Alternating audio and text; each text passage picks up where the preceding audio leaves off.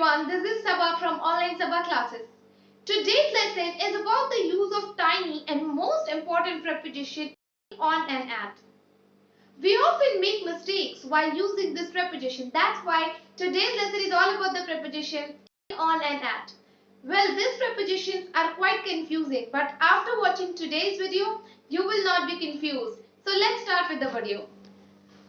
Before starting today's video, let's see some main points that you need to remember. At refers to the specific time on the clock or points of time in the day. In refers to the periods of time. Now let's talk about the uses of at. At is used for specific times or clock times. Let's see some examples. The train arrives at 5 o'clock. The celebration starts at midnight. The meeting will finish at 5:30. Now in these all sentences we are talking about a specific point of time, but at is also used to represent other specific times of the day. For example, she doesn't like driving at night. I read my brother a story at bedtime. I'll go shopping at lunchtime.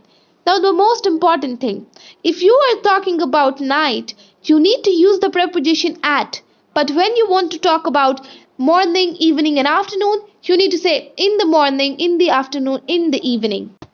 Now there are also some common fixed expressions that use the preposition at. When you are referring to a specific point of time, she is working at the moment. When you are talking about the thing that is happening at the present moment, you don't need to use in the moment. It's wrong. You need to use at the moment. It's correct. In the moment, I'm working on a very interesting project. No, it's wrong. At the moment, I'm working on a very interesting project.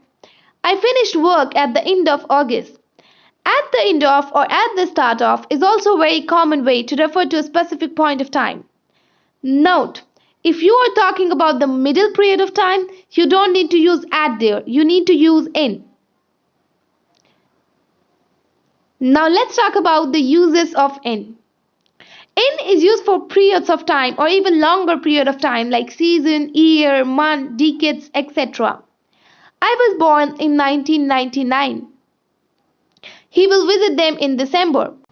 In is also used when you want to explain about something that will happen in the future. For example, I'll be there in 5 minutes. I hope this video will be very helpful for you. If this video will helpful for you, then please hit the like button and subscribe to my channel.